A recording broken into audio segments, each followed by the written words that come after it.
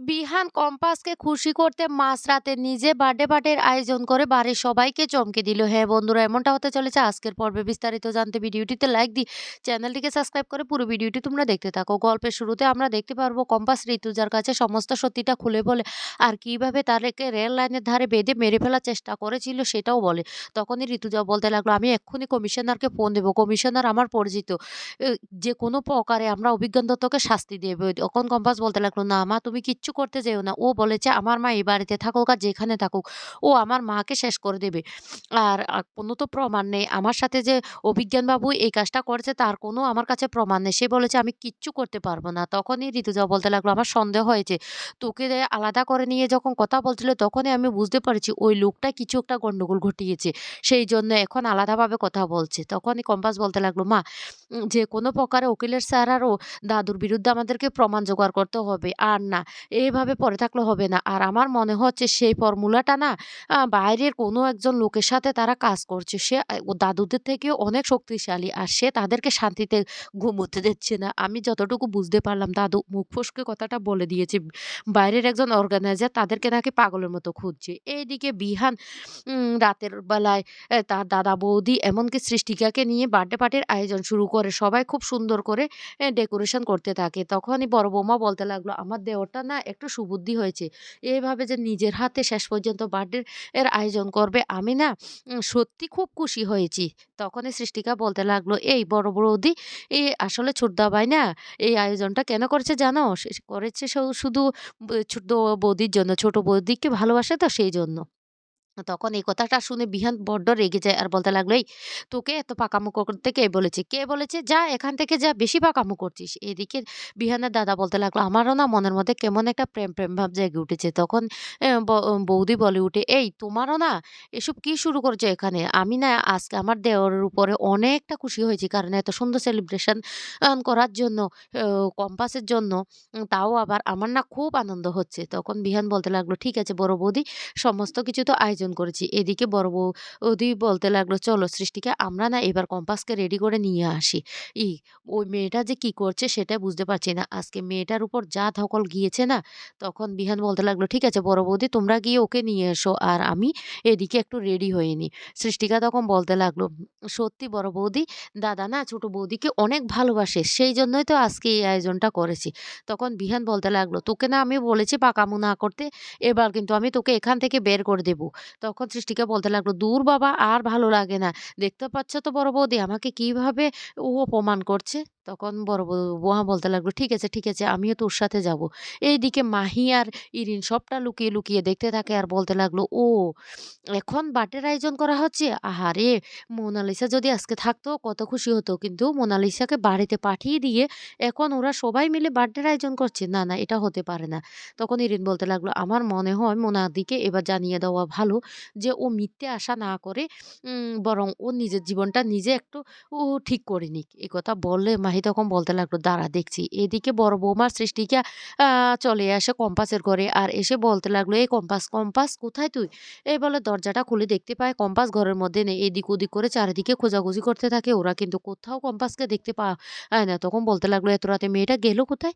কোথায় যেতে পারে? আমরা তো কিছুই বুঝতে পারছি না।" অন্যদিকে দেখা যায় কম্পাস রাতের বেলায় অন্ধকারে লুকিয়ে অভিজ্ঞান দত্তর বাড়িতে চলে যায়। আর সেখানে দেয়াল টপকে অভিজ্ঞান দত্তর বাড়িতে ঢুকে পড়ে। আর ঢুকে দেখতে পায় মোনালিসা ঘুমোচ্ছে। তখনই কম্পাস মোনালিসার ঘরের দরজাটা বাইরে থেকে আটকে দেয় আর বলতে লাগলো, "মোনা ম্যাডাম, এবার ভালো করে ঘুমাও। আমার যা কাজ করার না আমি এবার করে ফেলবো।"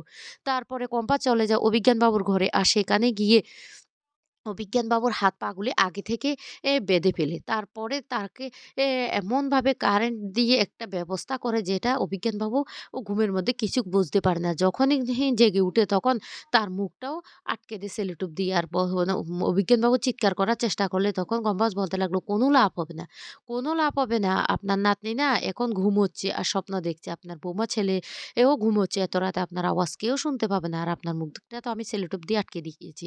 এবার সোজাসুজি আমি আপনাকে ৩ টা প্রশ্ন করব। এই ৩ টা প্রশ্নের উত্তর যদি ঠিকভাবে দেন তো ভালো, যদি না দেন তাহলে ওই দেখুন এখানে এমনভাবে আমি বেতের ব্যবস্থা করে রেখেছি আর সমস্ত বেতের ঘাগুলি আপনার হাতে পড়বে।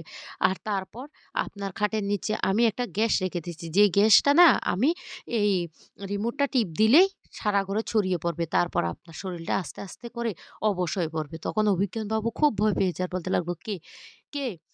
বারবার কে, কে জিজ্ঞাসা করে মাথার ইশারায়। তখনই কম্পাস বলতে লাগলো, "আরে আপনি না যতই চিৎকার করার চেষ্টা করুন, কিছুতেই তো চিৎকার করতে পারবেন না। আমি কে এতক্ষণে বুঝে গেছেন। আমার কাজকর্ম দেখে আপনি বেশ ভালো করে বুঝে গেছেন।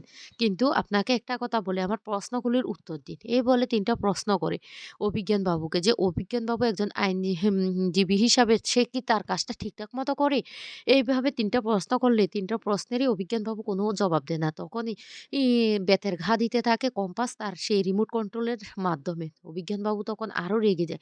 আর কম্পাস তখন বলতে লাগলো, "শুনুন, আপনার কাজ না এবার কি করে আমি ধ্বংস করি সেটা আপনি দেখে নিন।" এদিকে বিহান হাসতে থাকে আর বলতে লাগলো, "বাহ! সমস্ত কিছু তো আয়োজন হয়ে গেছে। এবার মহারানী কতক্ষণে রেডি হয়ে আসবে?" আর সেই মুহূর্তে মাহি এসে বলতে লাগলো, "ওমা ছোটদা ভাই, তুই কার জন্য এত আয়োজন করছিস? কম্পাস তো বাড়িতে নেই।" তখনই বিহান বলতে লাগলো, "কে বলেছে?" তখন বলতে লাগলো, "হ্যাঁ, বড় বৌদি আর সৃষ্টিকা তো পুরো বাড়ি তন্ন, তন্ন করে খুঁজছে। দেখ, যে মেয়েটার জন্য তুই এত কিছু করছিস সে মেয়েটা তোর কোনো মূল্যই দেয় না। আর আজকে যদি মোনালিসার জন্য করতি না, দেখতি মেয়েটা কতটা খুশি হতো।" এদিকে কম্পাস বলতে লাগলো, "শুনুন অভিজ্ঞান বাবু, আপনাকে একটা কথা বলে রাখি। আমার কাজ হয়ে গেছে। আপনাকে যা শাস্তি দেওয়ার দিয়ে দিয়েছি। এবার আপনাকে মিথ্যে কথা বলেছি। আপনার খাটের নিচে না কোনো গ্যাস নেই। সামান্য একটা মশার ধূপকাঠি দেওয়া আছে। আমি এখন চলে যাচ্ছি। আর কষ্ট করে মুখে সেলোটেপটা ঘষে ফেলে দিয়ে তারপর আপনার নাতনিকে বলবেন রিমোটটা দিয়ে আপনার হাতের বাঁধনগুলো খুলে দিতে। কারণ আপনি তো কিছু প্রমাণ করতে পারবেন না। আপনি একজনের সাথে এমনটা করেছেন, রেল লাইনে তাকে হাত পা বেঁধে ফেলে রেখেছিলেন। তার কি কোনো প্রমাণ আ রেখেছেন? সেও প্রমাণের অভাবে কিচ্ছু করতে পারেনি, আপনিও প্রমাণের অভাবে কিচ্ছু করতে পারবেন না। এইদিকে মোনা চলে আসে তার দাদুর ঘরে আর এসে বলতে লাগলো, "জানো দাদু, বিহান না রাতের বেলা কম্পাসের জন্য বার্থডে সেলিব্রেশন করছে।" আর এই কথাটা বলতে দেখতে পায় তার দাদুর হাত পা বাঁধা, এমনকি মুখে সেলুটেপ আটকানো। তখনই মোনা ভয় পেয়ে যায় আর বলতে লাগলো, "দাদু তোমার কি হয়েছে? কে তোমার এমন কাণ্ড করেছে?" তখন তার দাদু বারবার করে তার মুখের সেই সেলুটেপটা খুলে দেওয়ার কথা বলে। মোনালিসা তখন সেলুটেপটা খুলে দিয়ে ইলে অভিজ্ঞানবাবু তখন বলতে লাগলো, "ওই রিমোটটা দিয়ে আমার হাতের বাঁধনগুলি খুলে দাও।" তখন রিমোট দিয়ে হাতের বাঁধনগুলি খুলে দেয়। আর এদিকে অভিজ্ঞানবাবু বড্ড ভয় পেতে থাকে। মোনালিসা তখন বলতে লাগলো, "দাদু, দাদু কে করেছে তোমার এমন কাণ্ড?" "নির্ঘাত আমার মনে হয় কম্পাসে এই কাণ্ডটা ঘটিয়েছে।" তখন অভিজ্ঞানবাবু রেগে আর কোনো কথাই বলে না। আর এদিকে হাতের মধ্যে যে বেতের ঘা গেছিল সেটার দিকে তাকিয়ে অভিজ্ঞানবাবু বলতে লাগলো, "আমি ছাড়বো না, আমি ওকে ছাড়বো না।" এদিকে বিহান বলতে লাগলো, "ও কম্পাস, আমি কম্পাসের ঘরে যাচ্ছি। আমি দেখছি কম্পাস সত্যি কি ঘরে নেই।" অন্যদিকে দেখা যায় মাহিরা খুব খুশি হয় আর বলতে লাগলো, "দেখ, দেখ এবার কম্পাসের কপালে না আবার কষ্ট আছে ও।" এইদিকে কম্পাস তার আগে ঘরে এসে রেডি হয়ে বসে থাকে। আর বিহান কম্পাসের ঘরে গিয়ে দেখতে পায় যে কম্পাস ঘরের মধ্যে বসে আছে। কিন্তু আ তখন মাহিকে বলতে লাগলো, "এই যে কোনো প্রকারে কম্পাস যে বাড়িতে ছিল না সেটা প্রমাণ করে দে মাহি।" মাহি তখন বলতে লাগলো, "আমি তো ছোটদাবাইকে বলেই দিয়েছি।" আর ছোটদাবাই না কিছুতে এবার দেখো কম্পাসকে ছাড়বে না। কিন্তু কম্পাসকে এইভাবে সেজেগুজে রেডি হয়ে থাকতে দেখে খুব খুশি হয়ে যায় বিহান। বিহান তখন কম্পাসকে হাত ধরে নিয়ে আসে যেখানে তারা ডেকোরেশন করেছিল সেখানে। আর সেখানে এসে বার্থডে সেলিব্রেশন করে বাড়ির সবাই রীতিমতো দেখে অবাক হয়ে যায়।